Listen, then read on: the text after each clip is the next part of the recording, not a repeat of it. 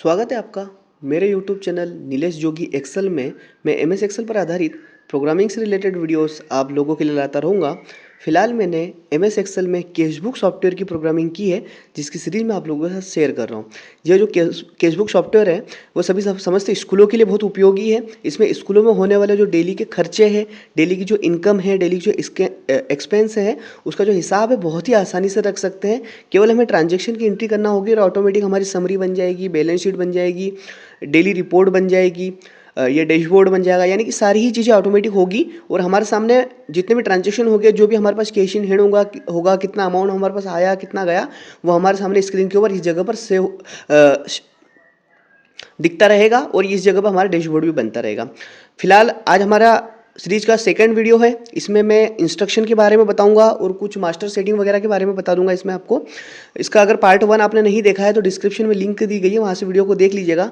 Part 1 में मैंने software का इंट्रोडक्शन दिया था। तो आइए हम इंस्ट्रक्शन को पढ़ लेते हैं बारी बारी से। इंस्ट्रक्शन पढ़ने के लिए आपको इस बटन पर क्लिक करना है। याद रखिएगा, जब भी आपके पास ये सॉफ्टवेयर आएगा तो आपको एक बार इंस्ट्रक्शन जरूर पढ़ना है। इंस्ट्रक्शन पढ़ने से ये होगा कि आपको पता चल जाएगा कि आपको काम करते करते क्या सावधानी रखना है और किस तरीके से काम करना है। ठीक है, यहाँ पर आवश्यक दिशा निर्देश दिए गए हैं, नीचे शीटवार कार्यप्रणाली की जानकारी दी गई है और नीचे डेवलपर डिटेल्स दी गई है। ठीक है, तो मैं सबसे पहले ऊपर आप पर आवश्यक दिशा निर्देश बता देता हूँ। इसमें लिखा है कि यह कैशबुक सॉफ्टवेयर को एमएस एक्सेल में बनाया गया है। मैं जितने भी सॉफ्टवेयर बनाता हूँ, जो भी प्रोग्रामिंग करता हूँ, एमएस एक्सेल में ही करता हूँ। ठीक है, इस सॉफ्टवेयर को आप अपनी संस्था में प्रतिदिन होने वाले आय और व्यय की जानकारी को रख सकते हैं। इस सॉफ्टवेयर में नगद एंड बैंक दोनों ही आय और व्यय को दर्ज किया जाता है। मतलब इस सॉफ्टवेयर की सबसे खास विशेषता ये है कि इसमें कैश और बैंक दोनों ही ट्रांजेक्शन को आप एक ही जगह पर मेंटेन करते हो। आमतौर पर कैश और बैंक दोनों ट्रांजेक्शन को मेंटेन करने में बहुत दिक्कत आती है, दोनों का रिकॉर्ड अलग अलग रखना पड़ता है। लेकिन यहाँ पर ऐसा नहीं है, आप एक साथ में एंट्री कीजिए। केवल आपको क्या होगा, पेमेंट मोड सिलेक्ट करना होगा। कैश है तो कैश, बैंक है तो बैंक, ऑटोमेटिक आपके ट्रांजेक्शन मेंटेन हो जाएंगे, आपको कुछ नहीं करना होगा। इस सॉफ्टवेयर को बहुत ही आसानी से उपयोग किया जा सकता है। यानी कि जो एक्सेल का नॉलेज नहीं भी रखता हो, जिसे कंप्यूटर चलाते नहीं भी आता हो, वो भी इसके अंदर आसानी से काम कर सकता है। एक बार वो केवल सीरीज देख ले, एक बार केवल वीडियोज़ देख ले कि वर्क करना कैसे है। बैलेंस शीट पर आपको कैश ओपनिंग बैलेंस एवं एंड बैंक ओपनिंग बैलेंस दर्ज करना अनिवार्य होगा। जब भी आप इस सॉफ्टवेयर के अंदर काम करना स्टार्ट करेंगे तो आपको जो सबसे पहला काम होगा, बैलेंस शीट के ऊपर जाना पड़ेगा और कैश ओपनिंग बैलेंस और बैंक ओपनिंग बैलेंस ये आपको दर्ज करना होगा। मैं अब इसी वीडियो में आपको एक बार बता दूंगा। ये सॉफ्टवेयर पूर्णतः ऑफलाइन है, इसमें आपके डेटा की प्राइवेसी बनी रहती है। यह एक्सेल में बना है, पूर्णतः ऑफलाइन है, इसके अंदर ऑनलाइन जैसा कुछ भी नहीं है। आपका डेटा केवल आपके ही पास रहेगा, किसी के पास भी इसका एक्सेस नहीं जाएगा।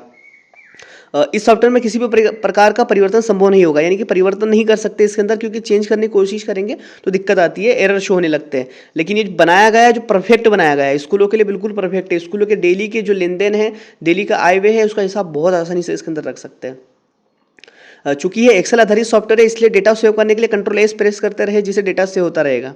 ठीक है, आप समझ गए होंगे कि ये एक्सेल में बनाया गया है, तो डेटा को सेव करने के लिए क्या होगा, थोड़ी थोड़ी देर में आप कंट्रोल एस प्रेस करते रहे तो क्या होता है, डेटा सेव होता रहता है। इस सॉफ्टवेयर पर कार्य प्रारंभ करने से ऊपर मैक्रो इनेबल करें, उसके पश्चात ही कार्य प्रारंभ करें। जब भी आपके पास सॉफ्टवेयर आएगा तो आपको इस जगह पर, ये मेरा माउस का कर्सर देख रहे होंगे, आपको इस जगह पर इनेबल एडिटिंग का ऑप्शन आएगा या मैक्रो इनेबल का ऑप्शन आएगा, तो आपको क्लिक करके मैक्रो इनेबल कर देना है, बस छोटा सा काम रहेगा।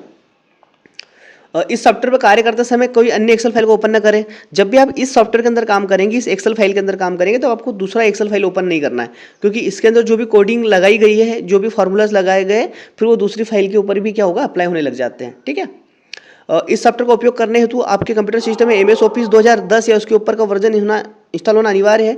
एमएस ऑफिस 2007 में फार्मूला एरर आते हैं। जैसे जब भी आप इस सॉफ्टवेयर को उपयोग करें तो आपके कंप्यूटर में 2010 या उसके ऊपर का वर्जन होना चाहिए, क्योंकि 2007 क्या पुराना वर्जन है, उसके अंदर क्या फार्मूला एरर आते हैं, वो कुछ कोडिंग रन नहीं करवाती है। इस सॉफ्टवेयर में कोई भी कॉलम या रो या सेल इंसर्ट ना करें। यानी कि जो रो और कॉलम इंसर्ट करते हैं, यहाँ पर अगर आप इंसर्ट करेंगे तो एरर आने लगेंगे। अपने कंप्यूटर सिस्टम में दिनांक का फॉर्मेट, आपके कंप्यूटर का सिस्टम का जो डेट फॉर्मेट है वो ऐसा होना चाहिए। ठीक है, लिखा हुआ है DD MM YYY अनुसार रखे। दिनांक से संबंधित समस्त जानकारी इसी फॉर्मेट में दर्ज करें। ठीक है, सुरक्षा की दृष्टि से प्रतिदिन फाइल को गूगल ड्राइव या पेन ड्राइव में सेव करें, जिससे फाइल डिलीट होने या करप्ट हो जाने की स्थिति में बैकअप ले जा सकते हैं। जैसे आपके कंप्यूटर में कोई एरर आ गया, आपका कंप्यूटर खराब हो गया, उस कंडीशन में आपका बैकअप आ जाएगा, इसलिए आप उसको पेन ड्राइव में या गूगल ड्राइव के ऊपर डेली काम होने के बाद शाम के समय अपलोड कर दें, तो आपका डेटा सेव भी रहेगा। फॉर्म के माध्यम से जानकारी दर्ज करते समय ड्रॉप डाउन लिस्ट में से ही चयन करें। जैसे इसमें कुछ फॉर्म वगैरह भी दिए गए हैं। जब आप ट्रांजैक्शन करेंगे तो ट्रांजैक्शन करते समय आपको इस बात का ख्याल रखना है कि आप फॉर्म के माध्यम से ड्रॉप डाउन लिस्ट का सिलेक्शन करके ही करें। प्रिंट करने हेतु A4 साइज के पेपर का उपयोग करें। जितने भी इसमें प्रिंट होगा वो A4 साइज के पेपर के ऊपर ही प्रिंट होगा, ठीक है। इस सॉफ्टवेयर के माध्यम से जो भी PDF बनेगी वो आपके कंप्यूटर सिस्टम के सी ड्राइव में जाकर सेव हो जाएगी। जो भी PDF बनेगी आपके कंप्यूटर सिस्टम में, आपके कंप्यूटर के सी ड्राइव में जाकर सेव होगी, आपको ध्यान रखना, ठीक है। समस्त सीट पर होम बटन दिया गया है, जिस पर क्लिक करके आप आसानी से होम शीट पर जा सकते हैं। देखिए ये होम बटन है, ये समस्त सीट पर मिलेगा, क्योंकि यहाँ नीचे आपको शीट नहीं दिख रही है, तो आप एक सीट से दूसरी सीट पर जाने के लिए इसका बटन प्रयोग करेंगे, इसका करेंगे। जैसे यहाँ से होम पे आ जाएंगे, यहाँ पर पूरा बटन दिए गए, जिस सीट के ऊपर जाना है उस सीट के ऊपर हम जा सकते हैं। जैसे अभी इंस्ट्रक्शन पे जाना है, क्लिक किया, वापस आ गया मैं। सॉफ्टवेयर खरीदने से पूरा डेमो सॉफ्टवेयर को भली बात अपने स्तर पर जांच ले। सॉफ्टवेयर खरीदने के बच्चा रिफंड नहीं होगा, ठीक है। अपने स्तर पर एक बार अच्छे से इसको देख लीजिएगा। और यदि आप इस सॉफ्टवेयर को अपनी संस्था से उपयोग करना चाहते हैं तो केवल 500 रुपये, यानी कि बहुत ही छोटा प्राइस है, केवल और केवल 500 रुपये में आप इसे खरीद सकते हैं। बहुत छोटा सा प्राइस, आपके साल भर का पूरा लेन देन का हिसाब रखने के लिए केवल 500 रुपये आप खर्च कीजिए और एक बार इसे जरूर खरीदेगा। जब भी आप इसको खरीदेंगे और वर्क करके देखेंगे तो आपको एहसास होगा कि आपने कितनी अच्छी चीज़ खरीदी है। और यूजर फ्रेंडली है, यानी कि कोई आपको दिक्कत नहीं आएगी, कोई ज़्यादा ऑप्शंस नहीं है कि जिससे आप डिस्टर्ब हो। बहुत छोटे से ऑप्शन दिए गए, केवल ट्रांजैक्शन करना है हमको।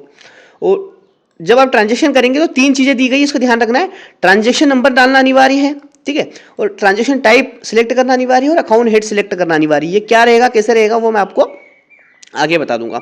अच्छा, आगे दिया है कार्यप्रणाली की जानकारी। अब ये जो कार्यप्रणाली की जानकारी है, इससे हम वर्क करके देखेंगे तो ज़्यादा आसान रहेगा, क्योंकि हम इसे पढ़ेंगे भी तो कोई मतलब नहीं निकलेगा, क्योंकि वर्क नहीं करेंगे तब तक समझ में नहीं आएगा। तो हालांकि मैं एक बार पढ़ के समझा देता हूं आपको, इसके बाद इसको और बारी बारी से अपन एक एक बटन के ऊपर वर्क करेंगे।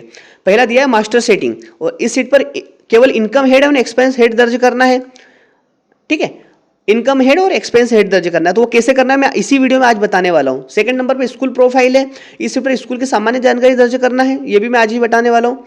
एक है ट्रांजेक्शन फॉर्म, इस फॉर्म के माध्यम से ट्रांजेक्शन की एंट्री की जा सकती है। एक आपको फॉर्म मिलेगा ट्रांजेक्शन करने के लिए, अगर आप फॉर्म के माध्यम से करना चाहते हो तो ट्रांजेक्शन फॉर्म के माध्यम से कीजिएगा। डेली ट्रांजेक्शन, फॉर्म के माध्यम से जो भी ट्रांजेक्शन करेंगे वो इसी सीट पर सेव होगा, और आप चाहे तो इस सीट पर भी ट्रांजेक्शन एंट्री कर सकते हैं।